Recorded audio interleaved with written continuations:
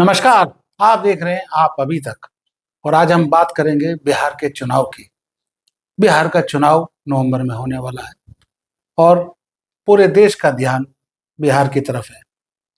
और जहां बिहार का चुनाव होगा वहां मुसलमानों का जिक्र ना हो तो ये थोड़ा अटपटा लगता है। वैसे तो तेजस्वी राहुल ने जोड़ी बना के काम कर रहा था, MY का फैक्टर ला रहे थे मुस्लिम और यादव का, लेकिन वो कहीं टूटता दिखाई दे रहा है। दूसरा महागठबंधन आजाद समाज पार्टी का, OBC का और स्वामी प्रसाद मौर्य का भी हुआ है। ये गठबंधन कितना असर डालेगा चुनाव में, ये देखना अभी बाकी है। लेकिन बात करी जाए मुसलमानों की, तो मुसलमानों की जनसंख्या बिहार में 17% है, यानी कि हर छठा वोटर मुस्लिम है।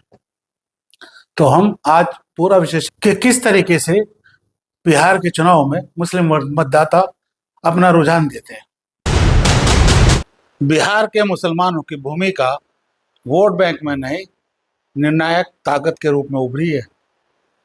संख्या जितनी भी मुसलमानों की है वो बिहार में लगभग 17% है, यानी हर छठा वोटर मुस्लिम है।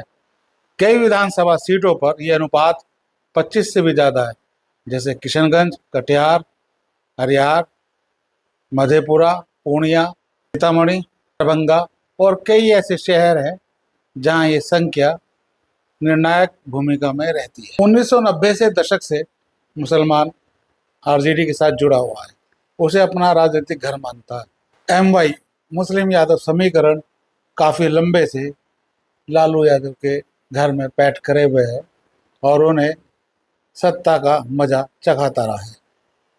वैसे अब मुसलमान विभाजित होने लगा है, कुछ हिस्सा जदयू और कांग्रेस को भी समर्थन करने लगा है। वैसे नीतीश का भी सॉफ्ट कॉर्नर मुसलमानों पर रहता है और कुछ परसेंट मुसलमान भी नीतीश को पसंद करते हैं, क्योंकि उन्होंने शिक्षा, साइकिल योजना, पंचायत राजनीति में मुस्लिम महिलाओं को आगे बढ़ाया है। इसलिए मुसलमानों का एक वर्ग उन्हें स्थिर सरकार और सुरक्षा का प्रतीक मानता है। हालांकि बीजेपी के साथ उनके गठबंधन को लेके ये भरोसा थोड़ा कम हुआ है। वहीं भाजपा में भी 2-4% मुसलमान जाता है, लेकिन उसकी संख्या ना के बराबर है। लेकिन मुस्लिमों का कम वोट भाजपा गठबंधन को राजनीतिक लाभ सीधा पहुंचाता है। मुसलमानों के मुद्दे पे कोई भी सरकार बात करना नहीं चाहती। वो चाहती है मुसलमान हमेशा दबा कुचला रहे, उसे शिक्षा और रोजगार से दूर रखती है। उसकी सुरक्षा और सामाजिक बराबरी को लेके भी कोई चिंतन नहीं होता। सांप्रदायिक ताकतों के से उसको लड़ना पड़ता है और सौहार्द की गारंटी भी कोई नहीं देता।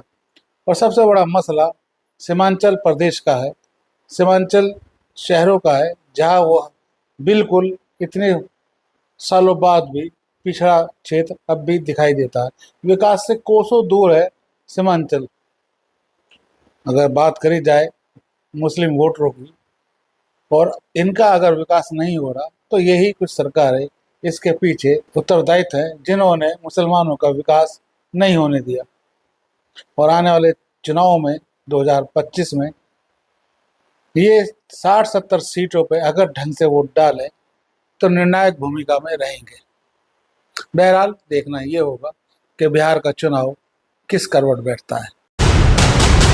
और बात की जाए मुसलमानों की, तो ये एक वोट बैंक नहीं है। पटना की गद्दी पे बैठने के लिए, बिहार की गद्दी पे बैठने के लिए एक सत्ता की चाबी है। मुसलमान जिसे वोट देगा वो बिहार का मुख्यमंत्री बनेगा। अब देखना ये होगा कि बिहार का मुसलमान सिर्फ वोटर रहता है या निर्णायक नागरिक वोटर बन के सत्ता में शामिल होता है। तो देखते रहिए आप अभी तक।